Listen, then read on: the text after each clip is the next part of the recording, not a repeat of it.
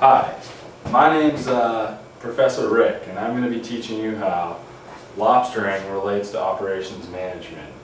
Now, as you notice, I'm wearing these oilskins right here, orange oilskins, which is typically what we wear on the boat. And you might assume that as an operations manager you'd be wearing a suit, but actually I'm an operations manager and I'm the captain of the boat, and this is what I wear on a day-to-day basis.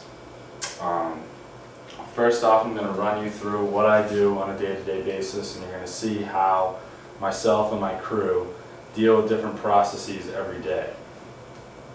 The first thing we got to do when we get down to the pier is we got to get the boat ready. We got to get all our bait on the boat, everything ready, traps that we're setting out, anything, and we head out to the ocean. As we're steaming out, we're preparing for the day. We're getting everything we need for that day. We're getting our lobster bands, all our tools that we need, and this is what the crew will be doing. I'll be working with 2 other people, and they will be helping me get everything ready. Now, we have a series of trawls out in the ocean. We call them a trawl. A trawl is a string of 10 pots tied together. We could have anywhere from we'd be hauling 20 to 30 strings or trawls in a day, and each trawl is tied to 2 buoys. Now, as you come up, you got to grab the buoy and then you put it onto the pot hauler to bring up the pot. And there's 10 pots lined at the bottom of the ocean, and all the pots are tied together. So it's a whole string. So there's a series of operations that have to go. The more flawlessly and efficiently you do this, the faster you finish the trawl, the faster you're on to the next trawl, the quicker you get home, the more money you save, because every extra minute out there, there's the more gas you're wasting, the more money you're spending. So when we come to the first trawl, we see the buoy. As captain, I use a GPS system to locate the traps, and that's what brings me to them. So I locate the first trap, and I'll come up to the first buoy, and the other crewmate will be right next to me. We'll have a long gaff, and he'll reach out, grab the buoy, and then hand the buoy to me, and I'll put the buoy on the lobster hauler. It's a hydraulic system that'll bring the trap up. As the trap's coming up, everybody's waiting to see what can be in the trap. And when the trap comes up, these are what traps look like. Right here, this is a miniature trap. They're usually about 3 times the size of this. But this will come up to the side of the boat. I'll grab it, pull it onto the boat, and this is when the process actually begins. The man right next to me, his job is to bait the trap, take out every lobster, measure the lobsters, and band the lobsters. So he has to do all of that fairly quickly, because in a matter of time another trap will be coming up on the pot hauler. So he'll open the trap up, he'll take out all the lobsters. We get a lot of shorts, crabs, there could be fish in there, anything. He pulls all that out. After he pulls it out, then he goes and reaches, gets the bait, puts the bait in the bait bag, and then puts it back in the trap, and then hands it off to the next man in the assembly line. And that man, he stacks the traps in the back of the boat, because after we're finished with the trawl, we set it back in the ocean. So the next man will do that. He'll push the traps back, stack it, and then wait for the next trap. Now, all along, as the captain, what I'm doing is keeping the boat straight in line. It's important to keep the boat straight, because the trawl, all 10 traps are set out in a line. I got to keep the boat straight, and also pull the traps as they come up onto the boat. So everything has to move in sync. If you move too quickly, ropes can get crossed up, problems can happen, you can forget. Oftentimes you'll pull up a trap and there'll be a hole in the trap, so you got to fix it. I mean, if you overlook that stuff, your pots aren't fishing.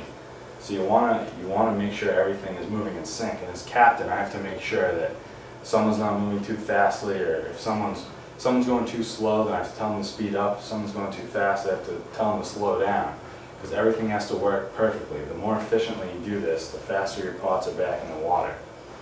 So after I throw the pots back, we steam out and we head to the next trawl. as a lobsterman, you have to be ready for certain problems that can arise, certain constraints that you're going to have to deal with every day that are unpredictable. One of them is weather.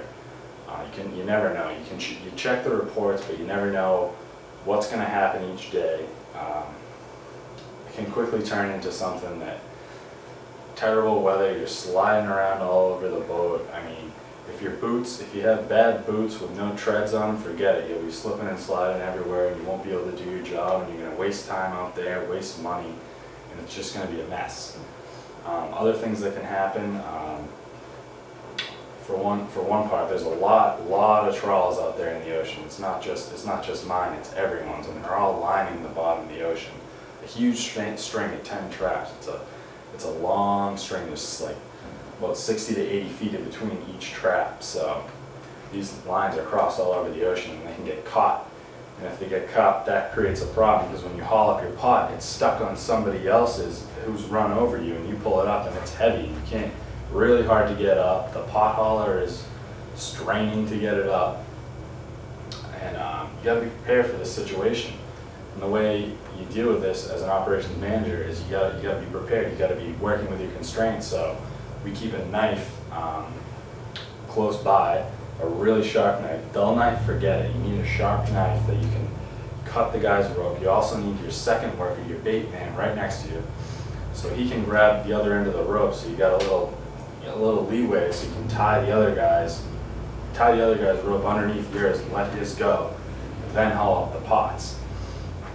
Other foreseeable problems are the problems with the rope. Rope is everywhere when there's rope all over the place, and you got to be mindful of where the rope is all the time. But you can expect that things are going to go wrong. You got 2 buoys on each end, and oftentimes what will happen is your rope will get stuck in your propeller. When that happens, it can cause a serious problem. And if it goes unnoticed, it will wrap all the way around the propeller, and you won't be able to move. You'll have to get towed in. It's pretty embarrassing. Believe me, I've done it before.